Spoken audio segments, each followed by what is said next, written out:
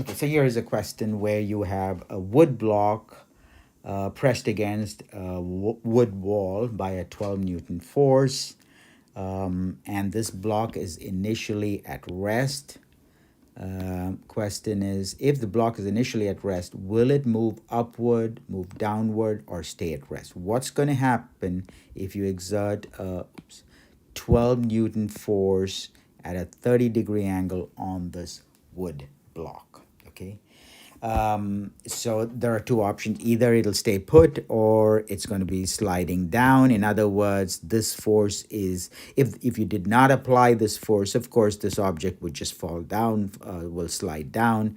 The question is this force, 12 Newton force applied at a 30-degree angle, enough to keep it in place, prevent it from sliding down, or is it large enough that this object is going to slide up? Okay. Um, so to start this problem, to analyze this problem, let us first assume there is no friction between the wall and the block. Okay, so there's no friction between these two surfaces. If I tell you to draw a free body diagram for the block, remember there's no friction. There are only three forces. There is this pushing force. Now, one thing to note here is when you're drawing your forces, make sure they all start from the origin of your coordinate system. So you place the origin, and from the origin, there is the pushing force that is acting in that direction. Now, based on the sketch that you see here, since this angle is 30 degrees, that translates to this angle here being 30 degrees. Normal force is what the wall is exerting on the block. There is no floor in this problem. It's only a wall. So the normal force is to the right. And the weight is, of course, acting in the downward direction. Remember, there is no, suppose this is a completely smooth surface. Okay, so this is the picture that you're going to have. Let's write down the net forces in the x and y direction. So the net force in the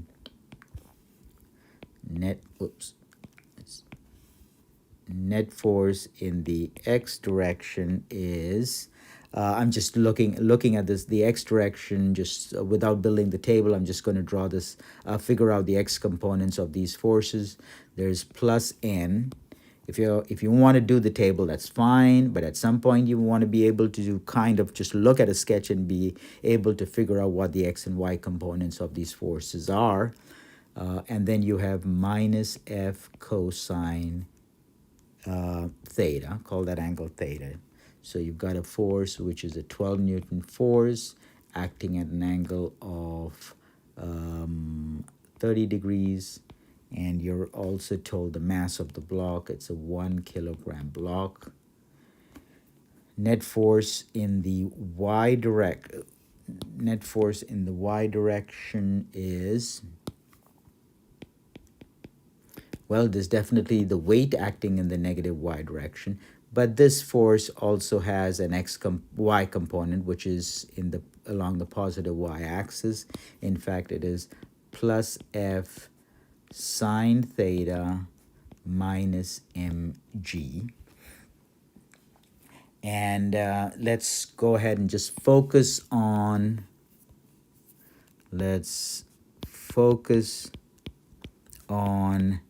the net force in the y direction. So the net force in the y direction, in the absence of friction, these,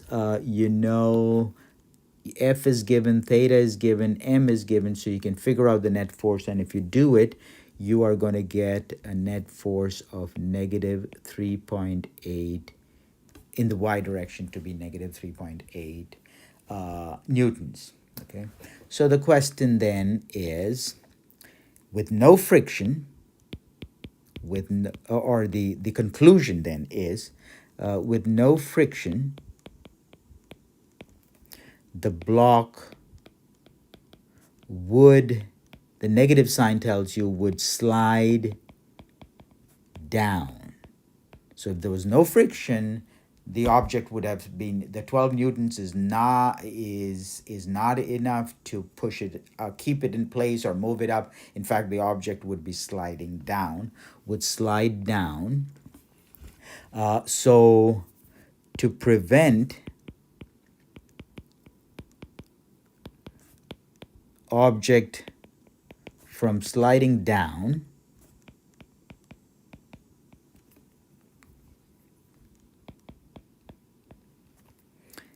in the presence of static friction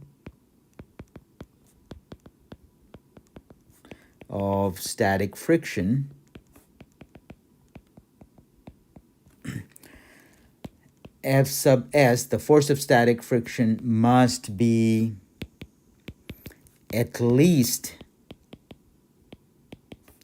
plus 3.8 newtons. Okay? In other words, the plus sign saying that it is directed up. Okay, so if you want this object, this object is not sliding down, then there ought to be a force of static friction of at least 3.8 newtons in the upward direction. But we know that the force of static friction has a maximum value. Okay, but we know. Just put that in. But we know that F sub s, is less than or equal to, it has some maximum value. And Fs max is dependent on two things, mu sub s and the normal force, the coefficient of kinetic friction and the normal force.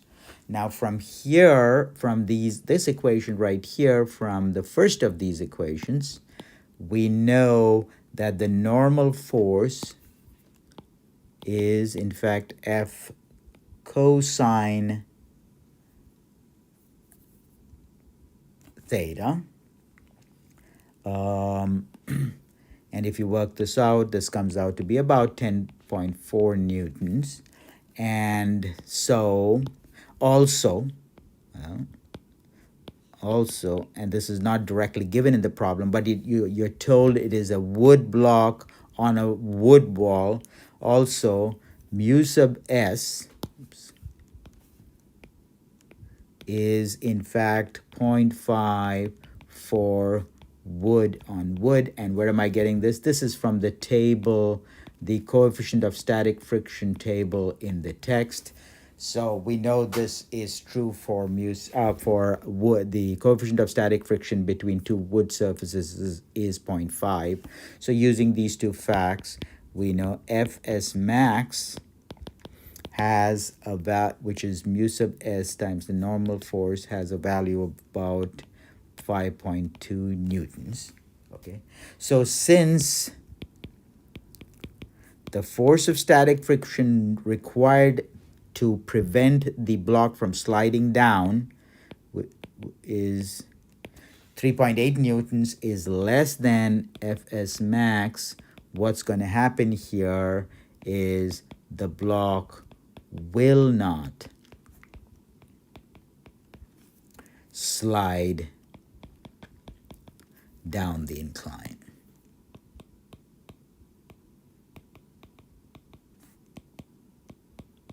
Okay, so it will stay put and will not slide down the incline. So again, the way you analyze it is more in comparing the various forces. So you first argue, what is this object going to do if there was no friction? And we concluded that it is going to slide down because the net force in the vertical direction is 3.8 newtons acting in the downward direction. So to prevent it from sliding down, the force of static friction has to be at least this much, 3.8 newtons.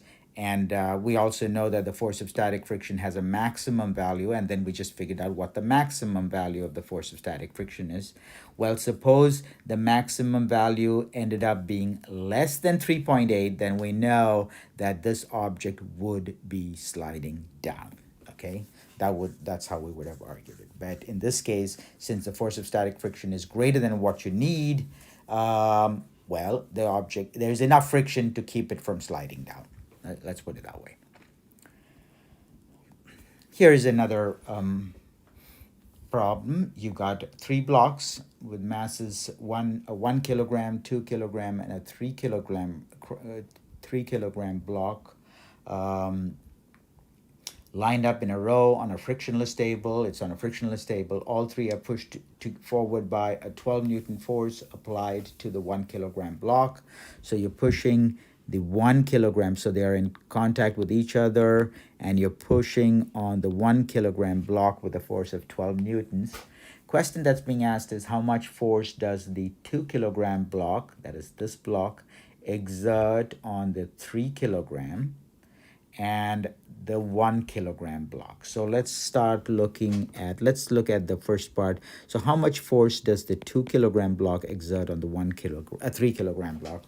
Now, if you look at this problem, you might say, oh, this looks very complicated. You got three blocks and you're being asked to figure out how much force does this object exert on this one.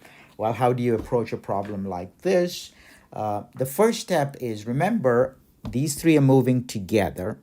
So, and they're on a frictionless surface. So if you exert some force, a 12 Newton force, you exert any force to the right, these blocks are all going to accelerate to the right. They're going to have some acceleration, okay? There's no friction out there, so it has to accelerate, okay?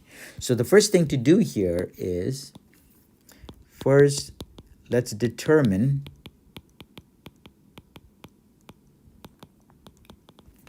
the acceleration, and I'm going to use this word, the acceleration of the system. And what do I mean by system? The system means we're looking at all three blocks as one object. So in other words, the system consists of all three blocks. And so here is how you would think of it. Forget the fact that they are actually three individual blocks.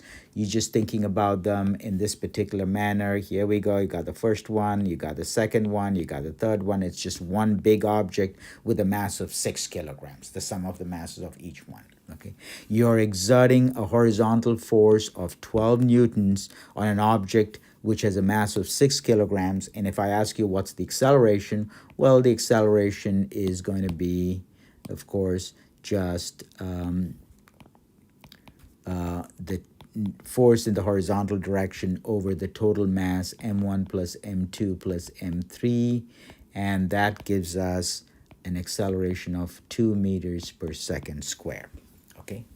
So, and the other thing to note here is the important conclusion here is, since they're moving together, all blocks, or each block, has the same acceleration of 2 meters per second square to the right. Okay, since they're moving together, each one has the same acceleration. Okay. Now let's read the problem. It's asking us how much force does the 2 kilogram block exert on the 3 kilogram block. So I'm looking at, so let's look at part A of this problem. Let's call it F2 on 3, meaning the force that the 2 kilogram is exerting on the 3 kilogram block. Okay. The force the 2 kilogram exerts on the 3 kilogram block. Okay. Now, one thing to note here is, again, you might think, oh, should we go ahead and, draw the free body diagram and resolve forces? None of that is necessary. The key concept here is the reason why the 3 kilogram block is accelerating, we know it is accelerating, it has an acceleration of 2 meters per second square, is not because of this pushing force, but rather because M2 is pushing on it. M2 pushing on M3 is responsible for accelerating M3. So when they're asking for F2 on 3, what is the force that 2 exerts on 3? Well, that force is responsible for giving M3 a horizontal acceleration of 2 meters per second squared. So directly applying Newton's second law, we can conclude that F2 on 3 is in fact m3 times A. Okay, that is the force responsible for accelerating m3, giving it an acceleration of 2 meters per second square. And here I'm just applying Newton's second law. Okay. And in fact, let me say that this continuing in this statement, force 2 kilogram exerts on 3 kilogram is responsible for accelerating the 3 kilogram block, which means that from there is where we're concluding this. And now it's just a straightforward, it's a 3 kilogram block with an acceleration of 2 meters per second square, which gives you a force of 6 newtons. So the force that M2 exerts on M3 is 6 newtons. Now, the second part of this question is, what is the force? How much force does the 2 kilogram exert on the 1 kilogram? So question that's being asked now is, let's go to this interface here, and I'm going to put in an arrow here, and that is F2 on 1. Okay. But instead of directly figuring that out, what I'm going to do here is I'm going to figure instead this force, F1 on 2. Okay, so the question is, of course, to figure out F2 on 1, which is the force the 2 kilogram exerts on the 1 kilogram block. Okay, but instead of doing that, what I'm going to do is instead let us determine F1 on 2, the force the 1 kilogram block exerts on the 2 kilogram block. So this is the force the 1 kilogram exerts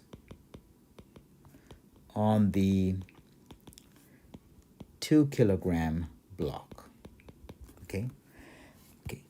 Remember, F1 on 2 is the force, so the F1 is pushing on 2. Well, this force is responsible not just for accelerating 2, but both these objects, M2 and M3. So F1 on 2 is the force responsible, and this is key to understanding this problem, working this problem, is force responsible for accelerating